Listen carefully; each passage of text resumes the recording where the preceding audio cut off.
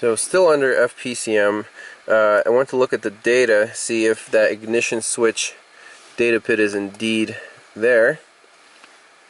So let's select everything. Okay.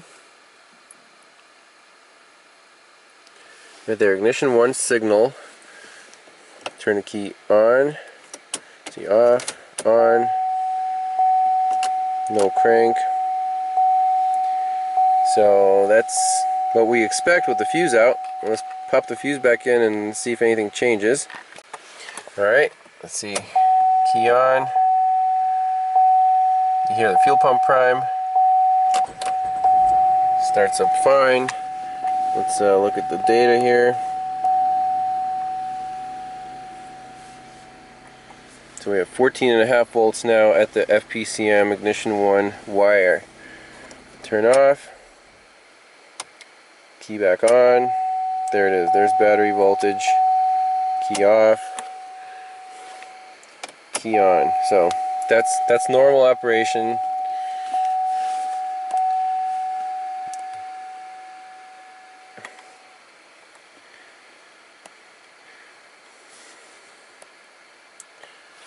So what we could do is pull that fuse out with the engine running, but that's not, you know, that's not the customer complaint. She just said the vehicle didn't stall out, it just didn't start.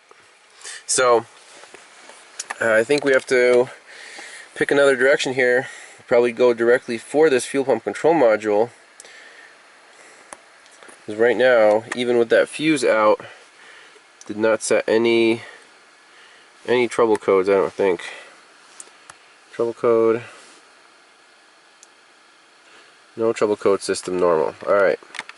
This is interesting. We got a check engine light on. Let's see what codes we have. So let's go to engine control module first.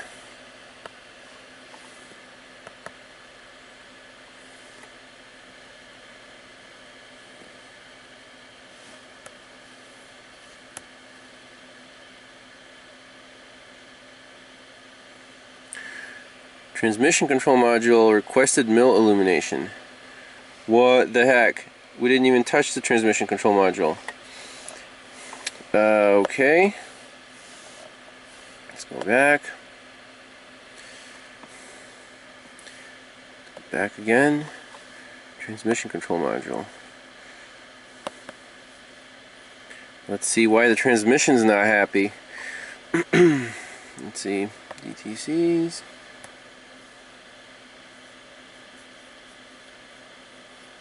Ignition 1 switch circuit high voltage. Okay. How could it be high with a fuse removed? And that wasn't even the right fuse. So maybe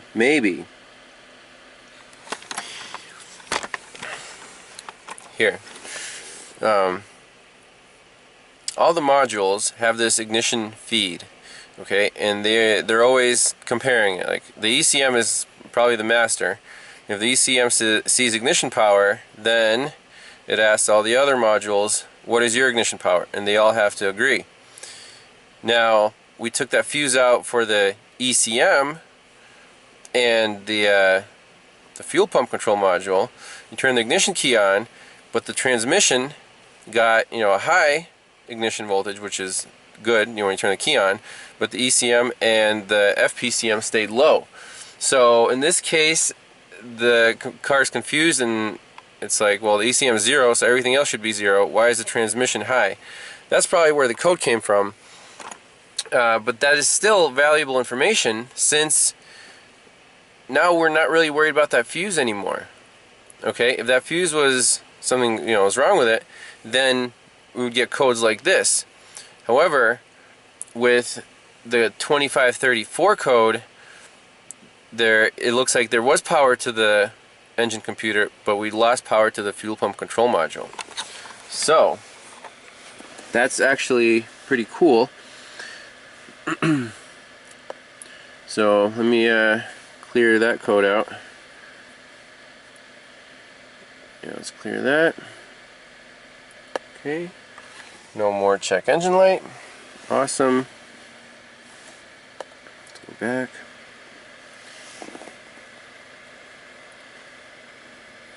So now I feel good going right after the FPCM. Let's see, back. Alright, let's pull the vehicle in and find this fuel pump control module. Back to all data. Let's see where this thing lives. Fuel pressure control module. Testing and inspection.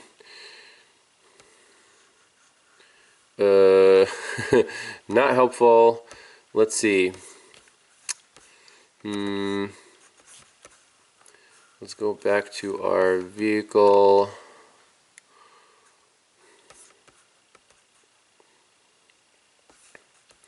We want locations. Component locations. Powertrain component.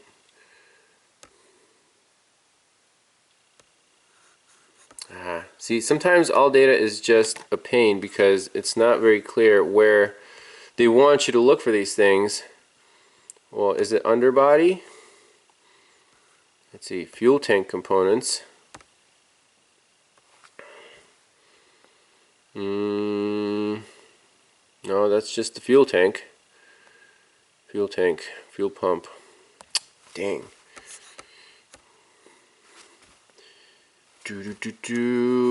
Near the rear differential. Yeah, that's just that. We can also look by the connector views. K27 fuel pump control module. I wonder if they have it in their index. Let's see.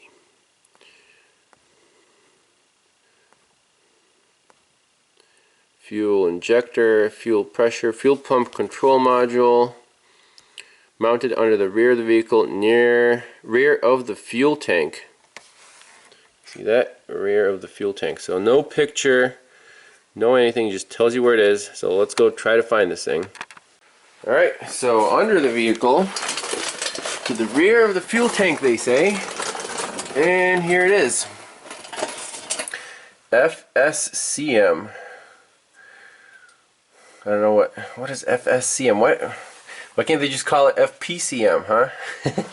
But in any case, this is definitely our fuel pump control module. You can see the heavy gauge wires coming in through a separate connector, and then the rest of them are in this smaller harness. So what I want to do is unplug this thing and see what codes it sets. And see if it's a no crank with this module unplugged. So that little lever moves to the side, and a great place for a module though. I mean, even though this is I think this truck's from Texas, so you can only imagine this thing in New York or Pennsylvania would be covered in salt and stuff. So let's see here. Let's see if we can find our pink wire on pin 15. That's that guy right there. Okay. So let's unplug it and see what happens.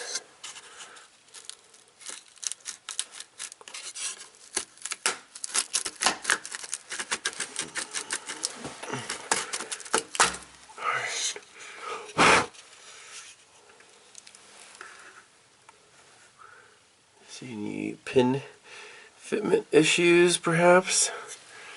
Let's see what the truck does with this thing unplugged. So I plugged the fuel pump control module back in. I want to monitor this ignition 1 signal data PID while wiggling the wiring harness under there, just to see if that is a good, stable power feed and that we don't have any harness issues. So let's bring the scanner with us and wiggle some wires. So we're under the vehicle looking at the scanner. That voltage data PID is not changing. The harness runs back here over this frame submember, and then there's a pass-through right up here by the spare tire. We can see the pink wire right there. So I'm going to unplug this guy and just see what happens with our signal voltage and see if we can set that trouble code, because I really want to set it. So unplugging it now. It is unplugged.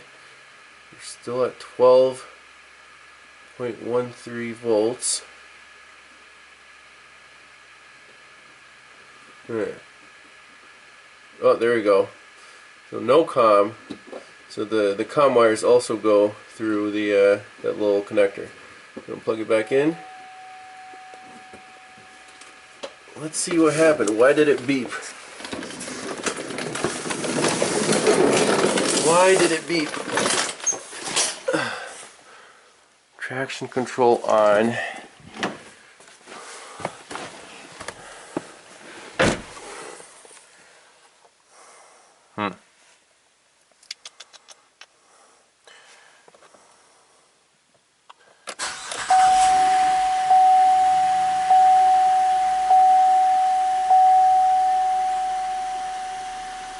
And then check engine lights on.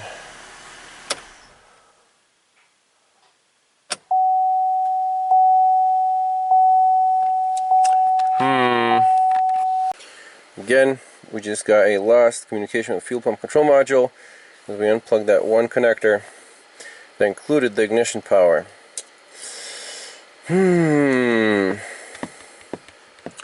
Interesting. So we still can't reproduce the reduced engine power display. We can't reproduce the no crank. We can't even reproduce the no ignition voltage at the FPCM. So we haven't found the problem yet. I guess the one thing I'm a little worried about is a low battery. We're only reading 11.8 volts with the lights on. Let's see, turn those off. Yeah, 12 volts. The car's been running. Should be 12.7, right?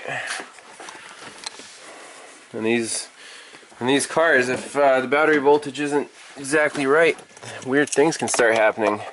I'm just trying to brainstorm here.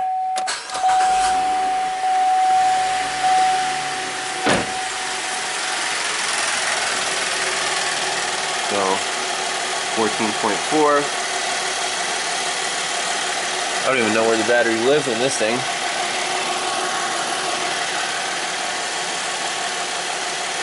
You can see if it's charging, but I'll shut it off.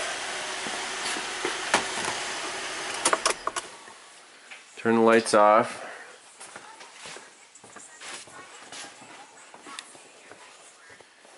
Surface charge is depleting here.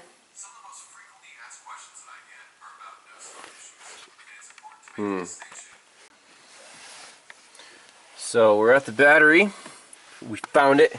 It's in the floor compartment behind the front passenger seat, out of all places. And sure enough, you know, we're at 12 volts here. Let's see. There's a vent tube. That's just grounded to the oh, what the heck? That terminal's loose. And it just came off. Why don't we go directly to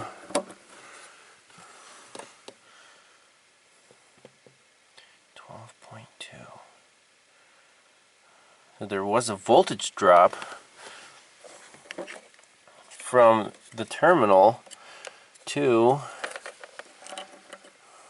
our post.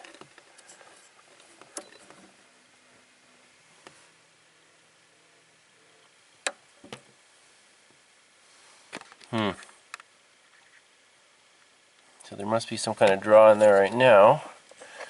I mean, the battery terminal's not supposed to come off like that. Just want to see how many amps are flowing out of the battery as we speak.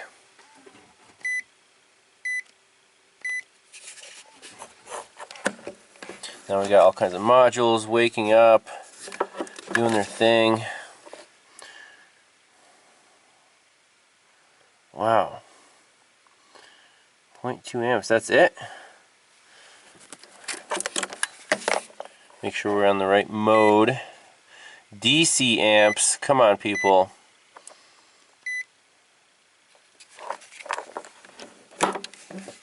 Alright, that's more like it. Still at 0.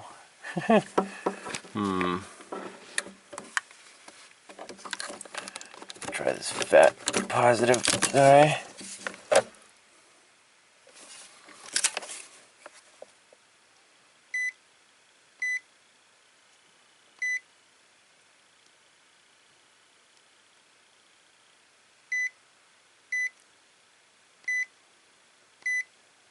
I don't like that.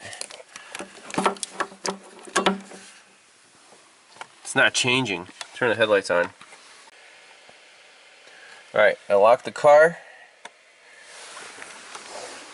Our amp draw is down to, oh man, it's still at 5 amps. Before we do anything else, I do want to tighten that battery terminal down here. So I started up the car and this battery is being charged with 110 amps. Man, that's powerful. 80 amp hour battery. So it's definitely accepting a charge.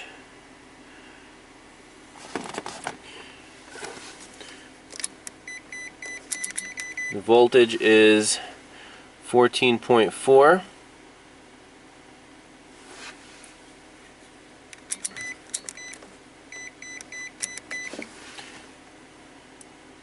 .67 amps, 66. So this battery is accepting a huge current. Now, is that good? I'm gonna let this run for a while and let this battery charge up and see if that gets any better. Now keep in mind, this is only the charging current for the battery.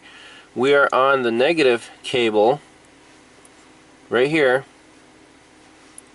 So whatever's being used by the vehicle, that's extra current. This is just battery charging current. That kind of blows my mind how big that current is. But let's let it charge up, and we'll see if that drops to close to 0. So after running for about 10 minutes, our battery charging amperage is down to like 10 amps. So that's fine. I don't see anything wrong with this battery. Let's put it on the voltage scale, turn the vehicle off, and turn on the headlights and see how fast that drops.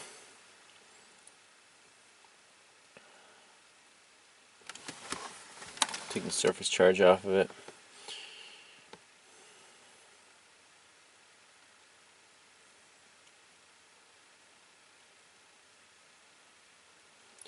Yeah, that's nothing wrong with this battery, I don't think. And that terminal being loose, again, I really doubt that's our problem, but we still tighten it up.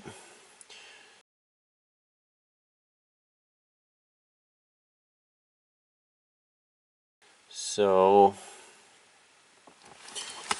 headlights off. Yeah, that battery is nice and healthy.